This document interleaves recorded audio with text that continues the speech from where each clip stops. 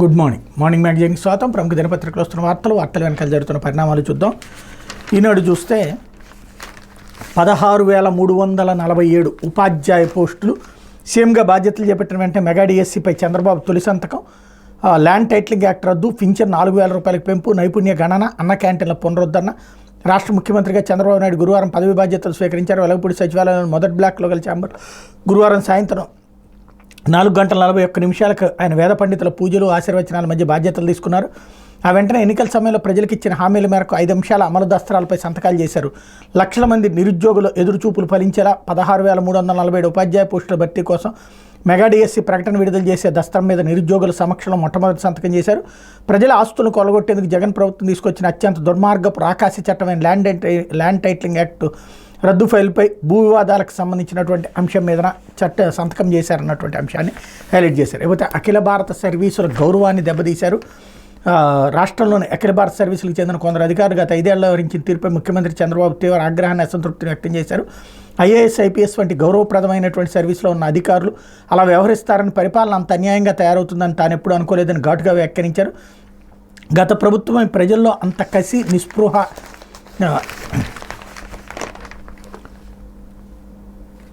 ఏదైతే ఇక్కడ వచ్చాయంటే గత 5 ఏళ్లలో జరిగిన విధ్వంసకర ప్రజా వ్యతిరేక విధానాలే కారణమని, ఈ విషయంలో కొందరు ఐఏఎస్, ఐపీఎస్లకు కీలక పాత్ర ఉందని ఆయన పేర్కొన్నారు. నాకేదో అన్యాయం జరిగిందని బాధ లేదు.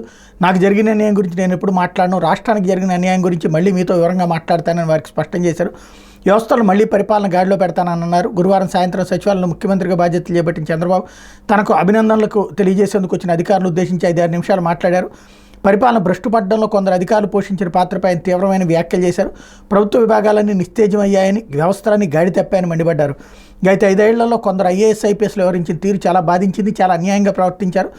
ఆ సర్వీసులకు ఉండే గౌరవాన్ని దెబ్బతీశారని తీవ్ర అసంతృప్తిని వ్యక్తం చేశారు.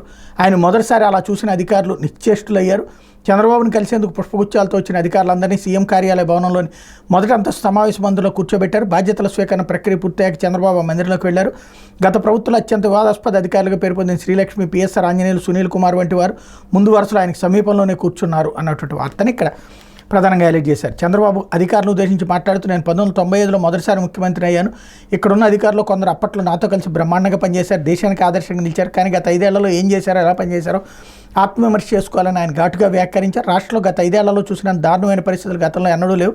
ఏం జరిగిందో ఇప్పుడు నేను వివరంగా మాట్లాడాలనుకోవడం లేదు. నా మీద పవిత్రమైన బాధ్యత ఉంది. మళ్ళీ పరిపాలన గాడిలో పెడతాను. వచ్చే 1-2 రోజులు పూర్తి చేయాల్సిన పనులు కొన్ని ఉన్నాయి. తర్వాత పూర్తి స్థాయిలో పాలనపై దృష్టి పెడతానని చంద్రబాబు చెప్పారు.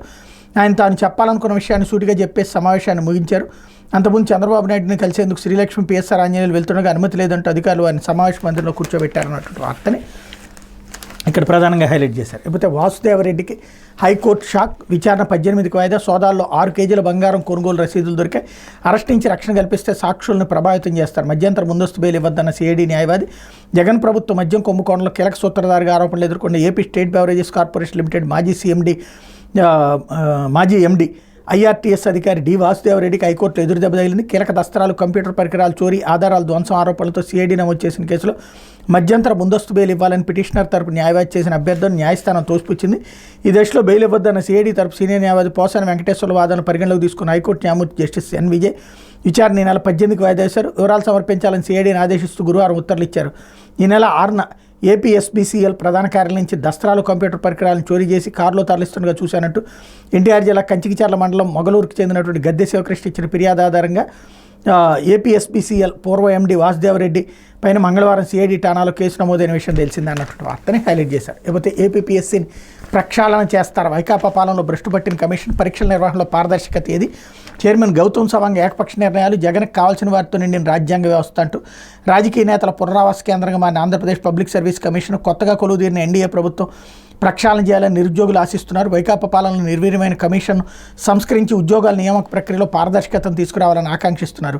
యూపీఎస్సీ తరహాలో జాబ్ క్యాలెండర్ ప్రకటించి ఉద్యోగాలు భర్తీ చేయాలని కోరుతున్నారు. గత 5 ఏళ్లలో ఏపీపీఎస్సీ ద్వారా కేవలం 2,250 పోస్టుల భర్తీ నిమిత్తం 35 నోటిఫికేషన్లు వెలువడ్డాయి. ఇందులో సగం పోస్టులు అంతకు ముందున్న తెలుగుదేశం పార్టీ ప్రభుత్వంలో మంజూరైనవి. జగన్ ప్రభుత్వం జాబ్ క్యాలెండర్ ప్రకటించినప్పటికీ నోటిఫికేషన్లు మాత్రమే లేదు. చైర్మన్ గౌతమ్ సవాంగ్ ఏకపక్ష నిర్ణయాలతో ఏపీపీఎస్సీని భ్రష్టు పట్టిస్తున్నారన్న ఆరోపణలు ఉన్నాయన్నటువంటి వార్తని హైలైట్ చేశారు. ఖచ్చితంగా ప్రభుత్వాలు మారినప్పుడు వ్యవస్థలు మారుతూ ఉంటాయి. ఎవరు తమ అనుకూలురైనటువంటి వాళ్ళ చేతుల్లో పెట్టుకుంటూ ఉంటారు. అలాగే పత్రికలు కూడా అటుదటు ఇటుదిటు రాయడం అన్నటువంటిది సహజం. ఇకపోతే నీట్ యూజీ పరీక్ష గ్రేస్ మార్కులు రద్దు. ఆ 1567 మందికి 63 మందికి తిరిగి పరీక్ష నిర్వహిస్తాం, రాయకపోతే వాస్తవ మార్కులే కేటాయిస్తాం సుప్రీంకోర్టుకు తెలిపిన కేంద్రం. నీట్ యూజీ పరీక్షపై భారీ స్థాయిలో వివాదం చెలరేగుతున్న వేళ గ్రేస్ మార్కులకు సంబంధించిన కేంద్ర ప్రభుత్వం కీలక నిర్ణయం తీసుకుంది. సమయం నష్టపోవడం, ఎన్సీఈఆర్టీ పుస్తకాలు గందరగోళం, పరిపాలనాపరమైన ఇతర కారణాలతో 1563 మంది విద్యార్థులు కేటాయించిన గ్రేస్ మార్కులు రద్దు చేస్తున్నట్టు సుప్రీంకోర్టుకు తెలిపింది. అభ్యర్థులు వాస్తవ మార్కులు గ్రేస్ మార్కులు కాకుండా వెల్లడిస్తామని, వారికి తిరిగి ప్రవేశ పరీక్ష నిర్వహిస్తామని పేర్కొంది. ఒకవేళ వారు పరీక్ష రాయడానికి ఇష్టపడకపోతే మే 5 జరిగిన నీట్ పరీక్షలో వారికి వచ్చిన మార్కులు మాత్రం పరిగణలోకి తీసుకుంటామని చెప్పింది. ఈ నిర్ణయాన్ని జాతీయ టెస్టింగ్ ఏజెన్సీ నియమించిన కమిటీ ఇచ్చిన నివేదిక ఆధారంగా తీసుకున్నామని జస్టిస్ విక్రమ్నాథ్, జస్టిస్ సందీప్ మెహతాల ధర్మాసనానికి కేంద్రం తరపు న్యాయవాది కను అగర్వాల్ తెలిపారు. మే 5 జరిగిన నీట్ పరీక్షలో 1563 మంది విద్యార్థులకు అదనంగా గ్రేస్ మార్కులు ఇచ్చారు. ఎన్సీఈఆర్టీ పాఠ్య పుస్తకాల్లో మార్పులు, పరీక్ష కేంద్రాల వద్ద సమయం కోల్పోవడం, ఇతర పరిపాలనా కారణాలతో వీటిని కలిపారు. ఈ మార్కుల కేటాయింపై ఫిజిక్స్ వాలా విద్యాసంస్థ సీఈఓ అలక్ పాండే సహా ఇతరులు వేసిన పిటిషన్ల మీద గురువారం సుప్రీంకోర్టు విచారణ సందర్భంగా ఈ అంశాన్ని హైలైట్ చేశారు. లేకపోతే కళ్ళు మూసుకుంటే 5 ఏళ్లు గడిచిపోతాయి, అలాగే 2029 వచ్చేస్తుంది, అప్పుడు అధికారం మందే, శాసనసభలో ప్రతిపక్ష హోదా ఇస్తారనుకోవడం లేదు, మండలిలో సభ్యులుగా మీరే కీలక భూమికి పోషించాలి, వైకాపా ఎమ్మెల్సీలతో భేటీలో ఆ పార్టీ అధ్యక్షుడు జగన్. అలా కళ్ళు మూసుకుంటూ 2019 నుంచి 24 వరకు 5 ఏళ్ళు ఇట్టే గడిచిపోయాయి. అలాగే ఇప్పుడు కళ్ళు మూసుకుంటూ 2029 వచ్చేస్తుంది, అప్పుడు మందే అధికారం. గతంలో ఇప్పట్లాంటి పరిస్థితి నుంచి ఎలా పైకి లేచాము, ఇప్పుడు అలానే లేస్తాం, సమయం రావాలంతే అని వైకాపా ఎమ్మెల్సీలతో ఆ పార్టీ అధ్యక్షుడు వైఎస్ జగన్ చెప్పారు. గురువారం ఆయన తన క్యాంప్ కార్యాలయంలో ఎమ్మెల్సీలతో సమావేశమయ్యారు. శాసనసభలో మనం ఏకైక ప్రతిపక్ష పార్టీ అయినా మనకున్న సంఖ్యాబలాన్ని బట్టి ప్రధాన ప్రతిపక్ష హోదా ఇస్తారని నమ్మకం లేదు, కాబట్టి మనకున్న అవకాశం శాసన మండలి మాత్రమే. మండలిలో మనకున్న బలంతో మీరే కీలక భూమికి పోషించాలి, మనకు సమయం వచ్చే వరకు మీరే ప్రధాన పాత్ర అని వారితో చెప్పారు. ఈ సందర్భంగా ఆయన మాట్లాడుతూ అధికారంలోకి రాగానే మన కార్యకర్తలపై దాడులు చేస్తున్నారు, కార్యకర్తలందరి వద్దకు వెళ్ళి వాళ్ళకి భరోసా కల్పిద్దాం అన్నటువంటి పిలిపిచ్చారన్నటువంటి వార్తని ఇక్కడ ప్రధానంగా హైలైట్ చేశారు. ఇకపోతే సర్వే రాళ్ల వెనక పెద్ద కథ, పెద్ద కుట్ర.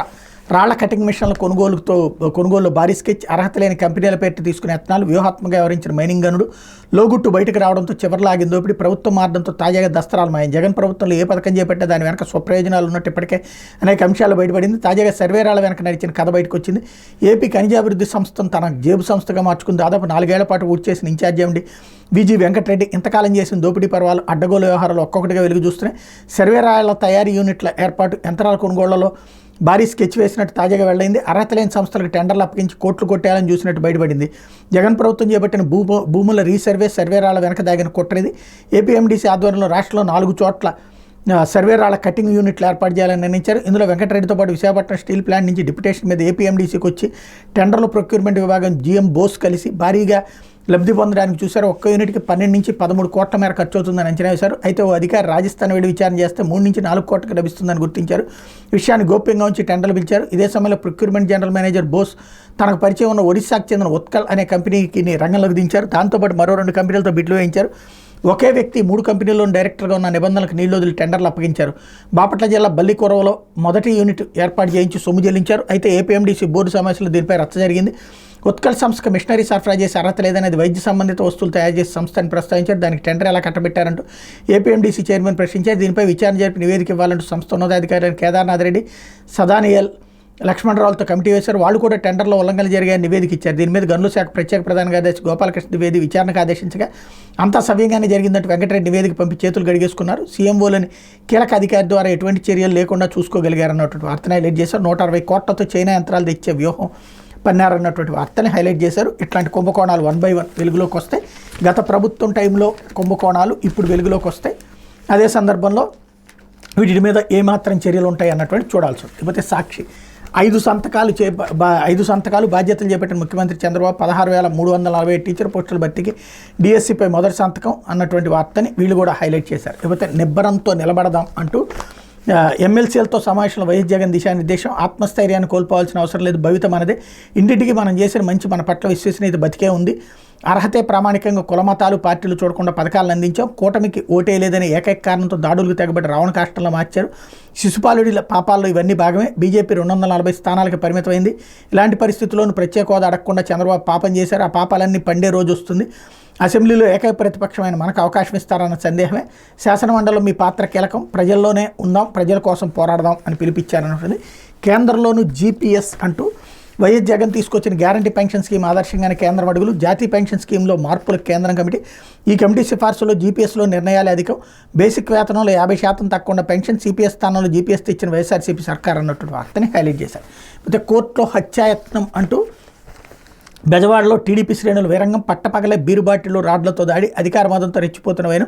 విజయోత్సవ ర్యాలీల ముసుగులో పలుచోట్ల వైఎస్ఆర్సీపీ కార్యకర్తల మీద దాడులు జరిగినాయి అన్నటువంటి వార్తని హైలైట్ చేశారు. అంటే దాడులు ఇంకా ఆగలేదు అన్నటువంటి వార్తని హైలైట్ చేశారు. లేకపోతే ఐపీఎస్ని వెంటనే డెప్యుటేషన్పై పంపండి. రాష్ట్రాలకు కేంద్ర హోంశాఖ లేక. కోటా ప్రకారం ఐపీఎస్ని కేంద్రానికి పంపని రాష్ట్రాలు. కేంద్ర దర్యాప్తు భద్రతా సంస్థలు 250 వరకు పోస్టులు ఖాళీలు. కొద్ది నెలల క్రితం ఓసారి లేక స్పందించిన రాష్ట్రాలు వెంటనే పంపాలని మరోసారి లేక.